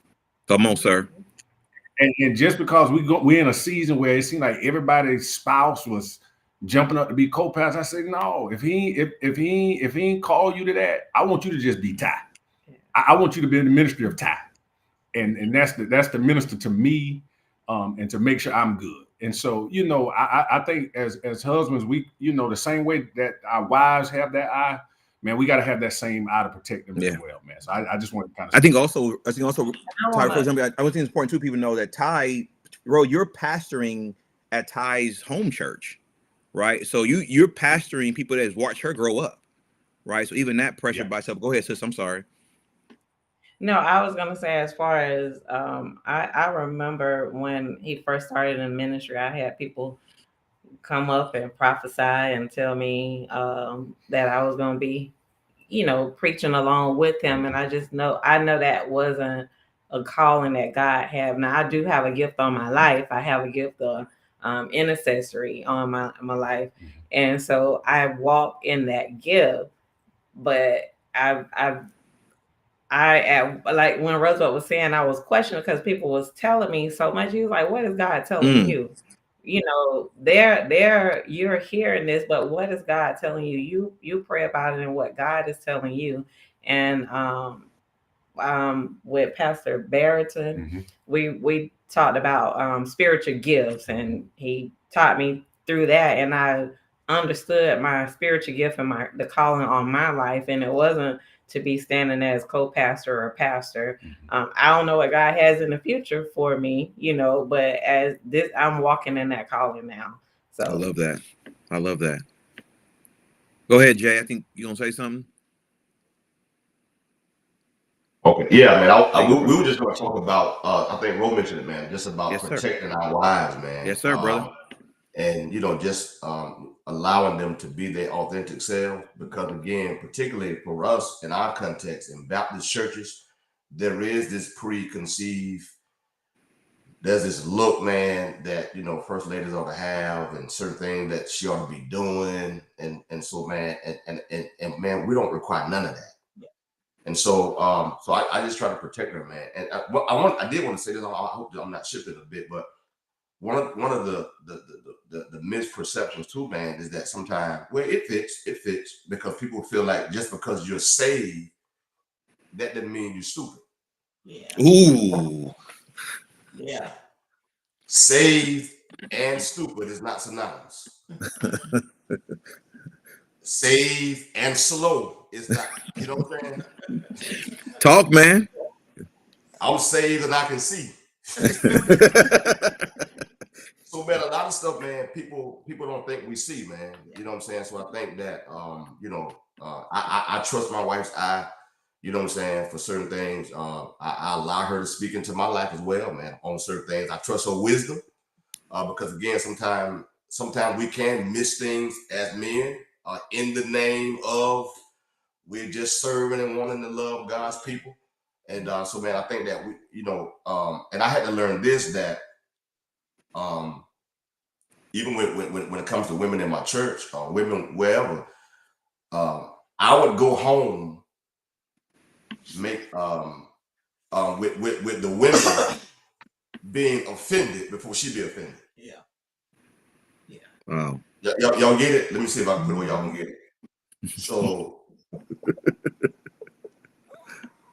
there was this girl once who we didn't date or nothing like that, you know what I'm saying? But I knew it from the past, and I saw her at this event, and me and Frida was there. And so when I came in the room, I spoke to everybody, and it kind of got back to me that I didn't speak to her individually or specifically. And so, and I've been feeling like this for a long time. I don't owe that to you. So I don't want this is what I'm going home with. And so I'm like, yo, I don't want that conversation to come. Come on, bro. So I think, man, we got to, sometimes we'll go out our way, man, to make sure that other people are not offended, but then our wives are offended. Yes, sir. So I think, man, I think we have to make sure that we shift that. Look, I don't want her offended. So if it offends you, you just offended. You'll get over it. But I got to go home. Yeah. You know what I'm saying? So and I love you in Jesus' name, but yeah. My wife ain't gonna go home with it. Yeah. So I think, but so man, I just think that, man, making sure that, man, we let folks know, man, that we ain't stupid, man, and for some reason also too, man, people don't always tell us the truth. That's something that I kind of been dealing with lately, man, as a pastor. That, man, people, they'll lie to you, man, they'll be dishonest with you, and so and they think we don't see that. I know, man. I've been lied to a lot.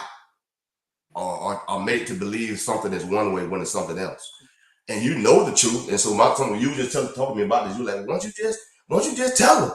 Like, just do that. You know what I'm saying? So I mean, there are some things that you see that you can't always speak about. You can kind of, I think, change how you handle the situation, but you can't always just come out. And just, have y'all? I don't know. Y'all tell me. Have y'all just was face to face with a member like you lying? Y'all just y'all never done that? I don't know. Hey, Jay. I don't know, man. I say sometimes the profession I'm in, man. I'm sometimes just too blunt. I'm just too blunt with you sometimes. Just be like, but as a pastor, you try not to. But I guess my face sometimes be telling like. What? and I think, honestly, man, I think it's just something that kind of comes with the call, because people want us to think that they are doing things right, that they are making good decisions, man. But again, man, it's life, and so, but I feel that sometimes, man. Sometimes that, man, we don't always get the truth from people, man. That people will lie to us and be dishonest with us. And so sometimes that can be an issue. And I wasn't saying it like just tell them off or No, not to the mama. just have a conversation. Sometimes, I feel like sometimes if somebody offends you, you're able to share that with them in a way to where they can receive it. Not just tell them off or whatever, but instead of you carrying that and not sharing with them that, hey, when you did XYZ, it offended me, and just being able to share that and be open and be honest with people. That's me. I don't think that I'm blunt or I can be forceful, but sometimes I can be brutally honest. And I guess that's something that I do have to work on, but I just believe in sharing with people how I feel. Yeah, and sometimes I don't know if this has been the situation with y'all, but for us as pastors, you won't get that in return. Yeah. We won't we don't get that in return. So you just say if there's a matter, man, that you need to kind of handle, man, and you sit down and be honest and upfront with somebody, you won't get that back in return. Yeah, correct. Yeah, man. So and I think that has a lot to do with our position sometimes. Yep. But people don't always give us that back in return. But I wanted to just kind of mention that. But man, this has been great. So I want to do this. So the answer to the question is it as easy as it looks? The answer is no, right? I mean, God has graced us and God has favored us tremendously to be able to do what we've been called to do, and thank God that God has given us our helpmeets, right? I mean, I'm grateful. Lisa said it earlier, right? That, and Bernard said as well. Like, when you get the two of us, you get a whole, and I think that's important. For me, I know I've had to grow at the bump in my head many times. To if anybody wants the best for you, it's Takia, Derek, right? Like, you may not want to hear it at the time, but what benefit does she get by cutting you, right? And it's hard in ministry when you love people who are set out to hurt you. Jay, you said something I reacted to earlier, right? When you have members who've left the ministry unbeknownst to you, right? And I've done nothing wrong to you, they just disappeared. That's a challenge. It's a challenge when you have a conversation with your spouse and they make comment of something that was said or got back to them that cut them, and you want to go deal with it, right? That's challenging. My daughter, who's 13, she's become way more opinionated about church matters now than she ever been before, and she raises questions, and when she has concerns about things that she sees in church at times as it relates to her father, right, and the impact it has on her father, and right, and so I try my best to converse with my children, so because in their lane, right, I want to make sure that I'm sensitive enough.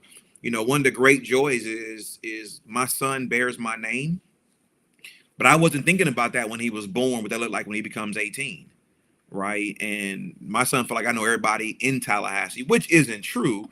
But at the same point, it's while there's some favor there, there's also could be weighty as well. And I want to always make sure he knows, listen, I don't expect you nor desire for you, if that's not God's call, for you to be following your dad in ministry, right? I want you to walk in the lane God wants you to be in and be yourself. I'm not trying to make you wear a suit to church every Sunday. You want to wear jeans and a polo shirt, I'm cool with that, right? If you want to walk around, I went through this phase with my son at one point, right? He wanted to grow his hair out and he wanted to, do the swirl brush, and internally I was struggling with that perception, that look, and I got set free of, man, I'm not about to box my son in because of a perceived image the church thinks my kids ought to have. I'm gonna let especially when all these other kids come into church with this same look, right? And so just allowing for that to take place and them being who they are in that regard, but really let the people know, man, this ministry is not easy, it's weighty, but I'm also grateful, right? When you think about the all-sufficient God has trusted us with ministry, with shepherding, under shepherding his people, that's a major assignment, but that's also major love. So as we near the end of the show, I want to end a certain way. And I'm gonna start with Bernard and Lisa. I'm gonna first give you guys a chance if you have a story to give, but I want each of us as we prepare to wrap up, I want us just to speak to the viewing audience, and those who will see this later in a rebroadcast, and just whatever you want to share, right, as it relates to their misconceptions of ministry, any words of encouragement you want to give to them. If there's a pastor in a First Family that's watching, that you want to just speak, that you want to empower them, encourage them, because there are some, as we know, who are contemplating walking away from ministry. And some of them have basically resigned their roles at their churches because, and I don't have the percentage up tonight like I had the last time. And percentages are growing the more of preachers and pastors who are walking away from ministry because of the weight. Some who have died by suicide because of the pressure put upon them. Everybody is not Bernard as it relates to how he looks at his wife's call in ministry in that regard. And I commend you. I've always told you that, but I commend you in that regard. But I want us just to minister to whomever may be watching now or later. So I want to start with the Hudsons, and then we're gonna wrap it up that way. Each of us gonna say something. But Bernard and Lisa, please let the Lord use you in that regard. So I'll start off. I don't think I have a specific situation to kind of mention right now. I will say that there were times. What I have to battle with the most is letting Lisa know she doesn't have to protect me. That's probably the hardest thing, because she kind of sits back and she watches, and then she feels as though she needs to pounce. And so we get sometimes when we're having conversations later, and she was like, well, I just don't know why you didn't get mad about it. You know what they're doing. Why doesn't that make you mad? And this is not just about church. This is about ministry in general. When we're in other settings and being AME and having to kind of travel all over and deal with, all kinds of people in our different areas and conferences. And she'll say, that's what such and such was doing, right? I'm like, yeah, I know. Well, why aren't you mad about it? I mean, she'll literally say, why aren't you mad about it? And so I have to kind of calm her down a little bit and let her know, look, I know it, but I'm not going to worry about that. God can get them a whole lot better than I can. So I really have to kind of sometimes tell her, and I understand it's coming from a good place, but I have to kind of calm her down, because she really feels like I should have let them have it. It was blatant. You should have let them have it. And so that's what we kind of have to deal with a lot, especially coming on the district where we are now.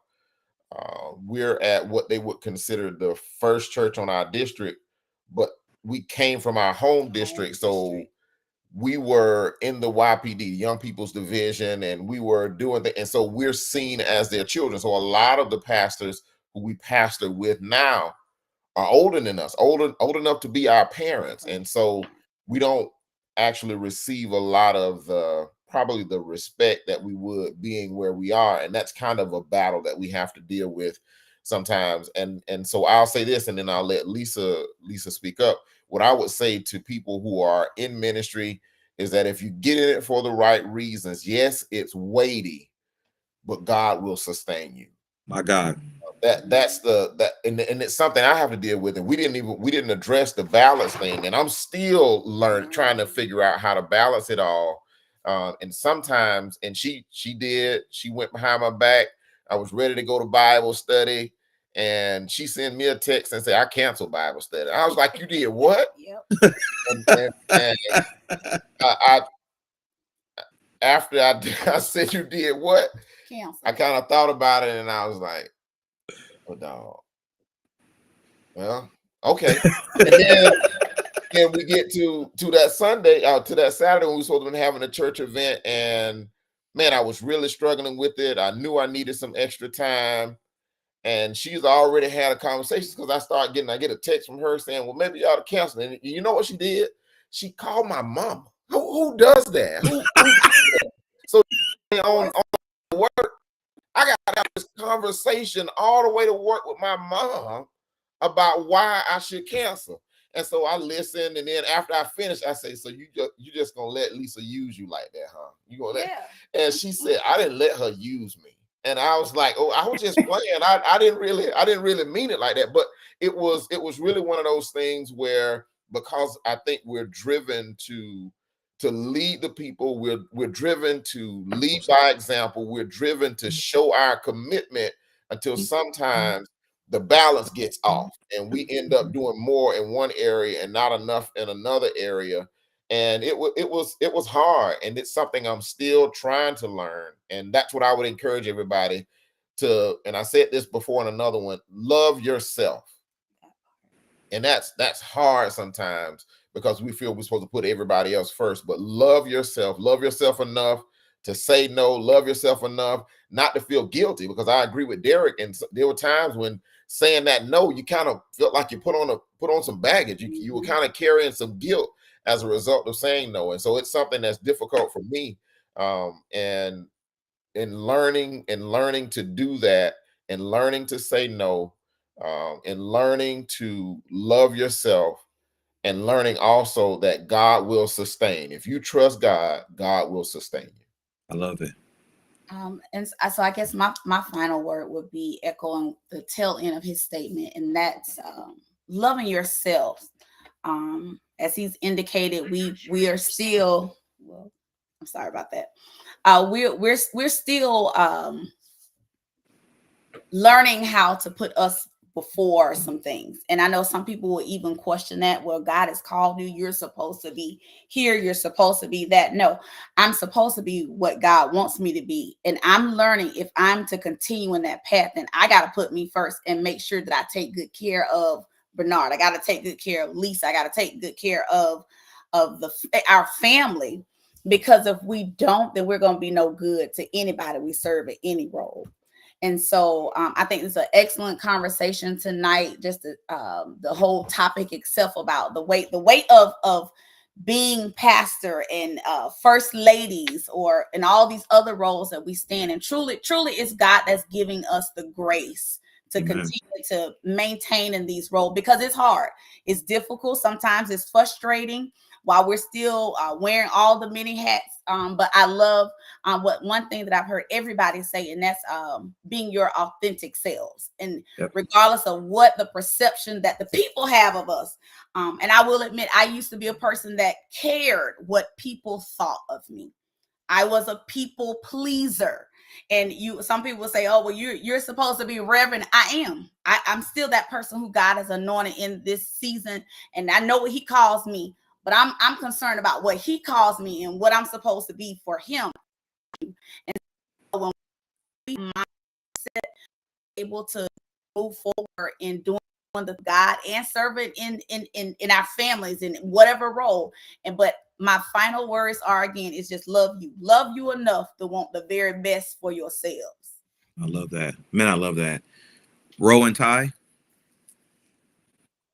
All right, man. I'll jump in and say I'm going to echo. I think I heard Bernard said, man, when you get into ministry, make sure you're getting in this thing for the right reason. I'm going to echo what Jay says. Make sure we're not putting ministry above family. Make sure we keep balance. Finding. I think you got to find your why in ministry. Because I think sometimes we exhaust a whole lot of energy trying to be the next, rather than just being, as Lisa said, man, just be authentically you, man. And, I'm comfortable with how I do ministry. We're comfortable with how we do it together, man. And, I think once you find that, you'll be fine. But then also, at the end of the day, as weighty as it is, man, I think it's worth it. I love it. Because we used to hear stuff like this, man. Anything worth having, is worth doing the work. And I think sometimes, man, and I say younger preachers, not necessarily in age, but I'm talking about the ones that ain't been doing it, because all of us are almost at the 25-year mark. That, man, they want to come on the scene where we are today. But none of these guys had to carry the bags. None of these guys had to just sit in a room in silence while our spiritual leaders were in full engulfed conversations, and we couldn't say nothing. I think that taught us a lot, man. And the last thing I'll kind of say is, man, never lose who you are, because I think once you lose who you are, man, it makes doing ministry miserable. And so just keep doing it, keep loving family, and just keep at it. It's kind of what I say. Yeah, and I'll be brief. As Roosevelt said, it isn't easy to answer the question. No, ministry isn't easy. It does come with a lot of weight, but as Roosevelt stated, it's so worth it if you're in it and you're following God.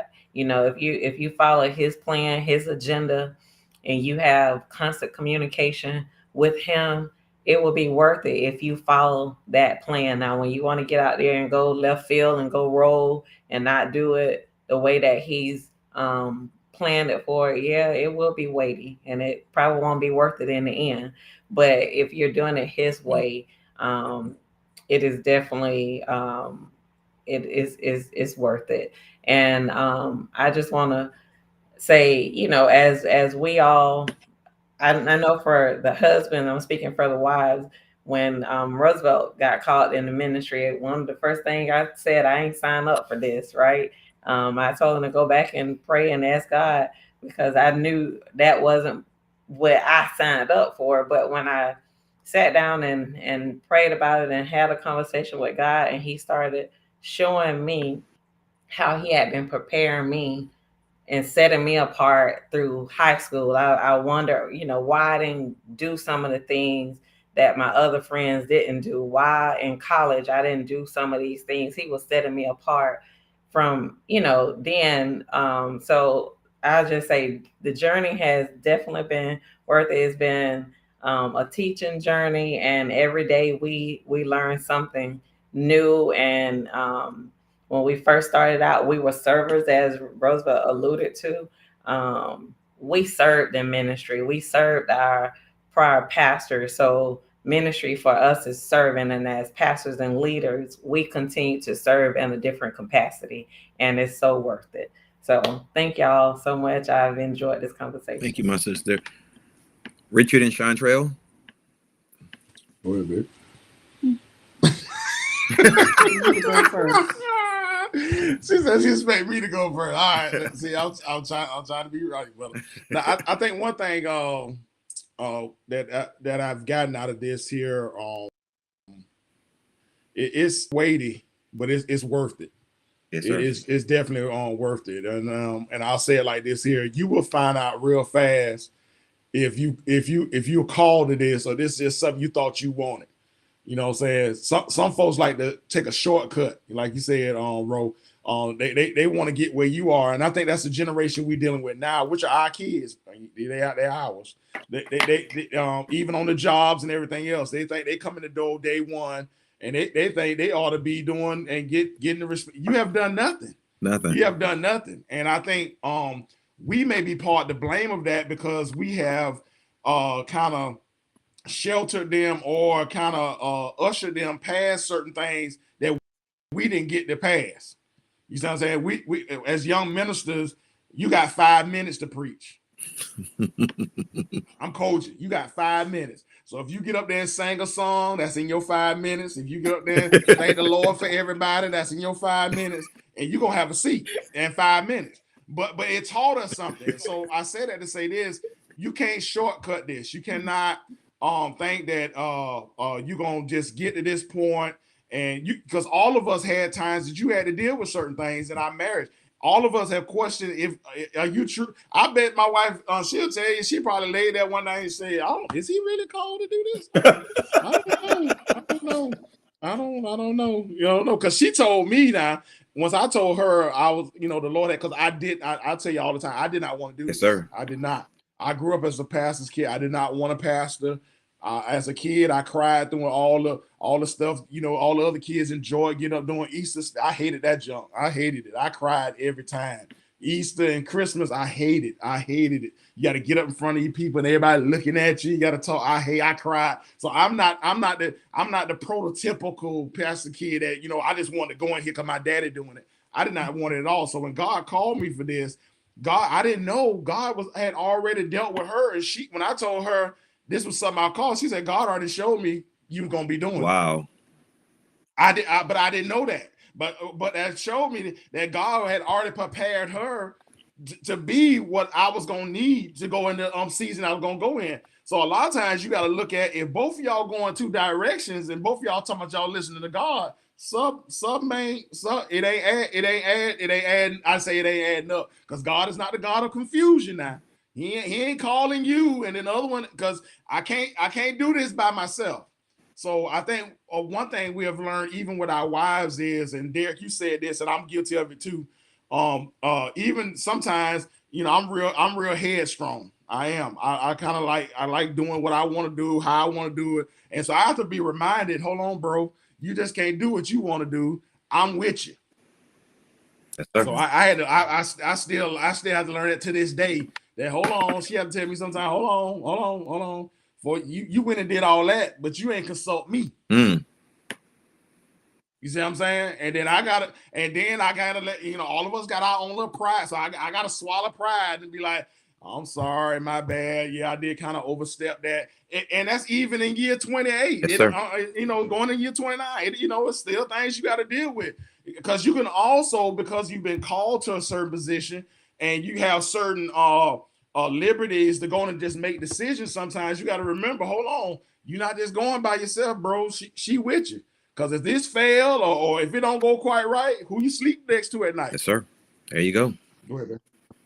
And so is it worth it? Yes. Ministry is worth it. All of it entwined, everything, all the sacrifices we have to make, all the church services, all of that stuff is worth it in the end. But the main thing is, in order for us to do all of those things, we have to stay connected with God, right, with Christ. We can't do anything, leave him out of it. And all of our decisions, our prayer life got to be on point. All of those things in order for us to do what we say we need to do, in order for us to make the right decisions, to line up to what he called us to do and the way he wants us to do it, we got to be connected. And the way our ministries, in order for us to do just what he wants us to do, in order for us to, have those, our own aspirations for it to work out the way we want them to work out, we got to line up to, to what his words say. And so for those who are thinking about, coming into the ministry, add up the cost. There it is. Add it up. And because it's not all what they, what you see on the outside. A lot of times people just see, we try to put our best foot forward. We try to look nice coming into church, this is what we present, but it's a whole lot of stuff that goes on in the back. And it's be ready for that. But is it worth it? Yes. Because you know what? We got the Lord on our side. And so long as we stay prayed up and we do all what we need to do, we know the Lord got our back and the Lord will have your back. So is it worth it? Yes. I love that. Jay and Frida? Man, this is great, man. And Jay, D, let me just say this, bro. Thank you for, man, you're the brainchild of this. I don't know if we give you the credit enough, but bro, I want to just salute you, man, for just bringing us all together, man. This conversation has been phenomenal. And I think our lives and our relationships have been enriched as a result of it. Just a couple of things I'll say, man, is there's a book that I'm reading on my downtime by Courtney B. Vance entitled The Invisible Ache. And it's really talking about the pain that Black men deal with. And one of the things that they suggest in that book, that a lot of us are not even on our own list of priorities. And so I want to say that, man, for the pastors that are out there, man, make sure that you and your wife are on your own list. I mean, we got a list of things that we have to do, but man, sometimes we're not on that list. The hope of that book is to answer the question that how do we begin to uplift and empower Black men in a world that refuses to see their humanity. And bro, that's the world we live in, man. So many people refuse to see our humanity as a Black man and as a pastor, man. People don't think that we're human, man. And so I think that Jesus was human and divine. Come on now. You know what I'm saying? Let me just stop. Come on, thing. I'm trying not to preach. And so I wrote this down. Do what you call to do, nothing more, nothing less. There it is. And I think it's so important that we understand what we're called. There are certain things that happen that I don't even. I look at it and it just pass right on by. I'm not called to that. So I think that we should, make sure that we understand what we're actually called to do. Also, man, don't lose your marriage at the cost of ministry. Yes, sir. Man, Yes, sir. just keep before I let this go bad, I'll leave it all. Yes, sir. You know what I'm saying? So I mean, and then I think serve with the end in mind. Yes. At some point, somebody else gonna pastor that church. Mm-hmm. So I think it gives me peace knowing that I don't have to do it all. At some point, man, I'm gonna resign, or retire, whatever word, one of those, not resign. That's a bad word. I got some members on here. Y'all not resign, retire. Okay, don't y'all tell nobody. So one day we're gonna retire. But the idea, man, is that somebody else is gonna pastor your church. Yes, sir. Do it Yes, for sir. as long as God has called you to do it, and then pass it on. So I one thing, man, that I'm praying about is, and me and Rope, we had conversations about this, man, is that we're not gonna die with the baton in our hand. One day, man, I hope to give New Jerusalem to another young pastor. That's good. I was watching this documentary about Jeezy, and Jeezy said that, do you think that the president, the only thing he want to do is just be president? He said, no, there's something else he want to do too. And so, man, I don't see me pastoring, man, in my old age, man. At some point, I see myself, transitioning, man, and naming a successor, or however God does that, and going on to do something else. I'll still be in ministry. I'll still maybe, my goal is to teach in the seminary one day, but no, I teach preaching. That's my passion. But not pastor a church, man, my entire life, man, because, man, I've seen just the effects of it, man. And so, I want to just make sure, man, that I'm healthy and that we could, enjoy another chapter in my life. But go ahead, man. What you want to say? I think that what Sean said about counting up the cost is important. Sometimes people do see the glitz and the glamour and don't understand that there's a lot of stuff that go on in the background, to make this dynamic work, so that God gets the glory. And remembering why you do what you do. Remembering that it's all unto him. Right. It's never about us. People may make it that way. Some people may make it about themselves, but one of the good things that Jay and I just remember is that it's not about us. And when I can remove freedom, then I can really make sure that, God gets the glory. That's one of the things that has been, I guess, helpful in Jay's ministry and my support of his ministry is that he never wants it to be about him. Never make it about yourself. Always make it about him. And I think that if people would do that when they come into ministry, young pastors' wives, make it about Jesus. Yeah. Make it about Jesus. I love that. So we're rounding this out. Oh, you want me to say something? Okay. Everybody has said everything that I was going to say. Ministry is definitely worth it. Sometimes I think we get distracted by the naysayers and they veer us off course, but to see people grow in ministry, to see them get a prayer life, to see them excited about service on Sundays. Even today, I sent a message to the youth choir because I sat down and I said to myself, to see them minister today, I said, my heart is full because I know the church can keep going. It won't stop with Derek and Takia, because sometimes I think we get so focused on what Sally, Joe, and them are not doing that we are not focused on what people are doing to help the ministry and help support you grow the ministry. I love that. My closing remarks to each of you, first of all, is thank you once again for being a part of tonight's conversation. To my covenant brothers, you know how I feel about y'all, man. I'm grateful. To our wives, thank you for giving up part of your Sunday night to be a part of this conversation. It was meaningful. To our viewing audience, and to you, Pastor, and to the first families who are listening. Number one, I am a believer of women preachers. I'm a supporter of women preachers. And so I want to encourage my sisters who are proclaiming the message of Jesus Christ to be encouraged and to be found faithful in your call and in your proclamation. And then overall, for those who have the call upon their life ministry, there's a weight to it. But it's only weighty when you try to carry it by yourself, right? Jesus says, cast all thy cares upon me, for I care it for you. And so when we make it about ourselves, we try to carry it, right? When everything about your church that you pastor is glorifying your personality and not the power and presence of Jesus, there's a problem there, right? And so let's remember that the same ones on Palm Sunday that said, Hosanna, Hosanna, by week's end was saying, crucify him.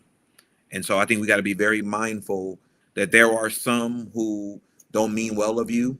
But in the words of Bishop Noel Jones, be careful not to punish those who love you for the few that don't like you, right? You got to be careful of that. There's going to be some who may not speak well of you, but they really are in the minority.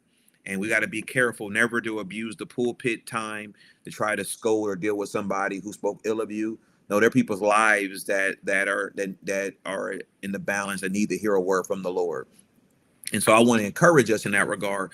Going back to COVID, one thing that COVID really, really spoke to me was how important the word of God is and needs to be, right? People were scared, and people are still scared, and they were desiring of the word.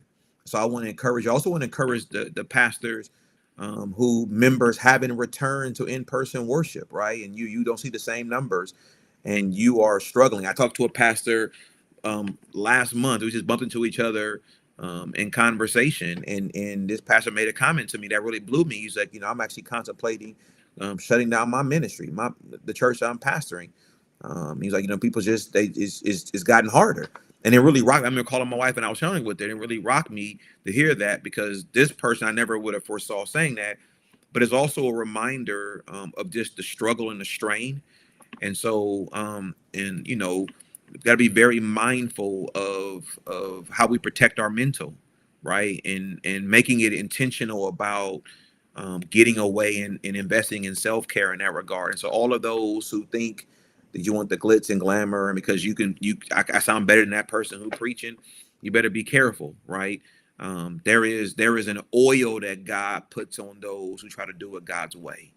And I would never want to think about doing ministry without oil on my life. And so I want to encourage, again, all those who have been with us this entire time of our show. Thank you so very much. To my brothers and sisters who are on here with us tonight, thank you once again for being a part of this. We're back on next month. As you know, we do this once a month. Next month, I'm excited about next month's show as well. My brother Julius Harris threw this one at us, and so we made some changes to our schedule. But next month, our title is "The Struggle is Real: The Pain of Black Men and Black Boys." So we're gonna speak truth to power. We're gonna be very honest about that lane and that lens. And so we invite you to come back in that regard. We may have a surprise for that show as well. Not sure yet. But that show will be on Sunday, March the 24th, 7:00 p.m. Once again, God bless you all. Thank you all so very much for being a part of Conversations with the Covenant Brothers and our beautiful wives. We want to thank them for rocking with us and being a part of it. Blessings to all of y'all. Thank y'all so much. And God bless you all. Have a great night. We love you all. Good night. Good night.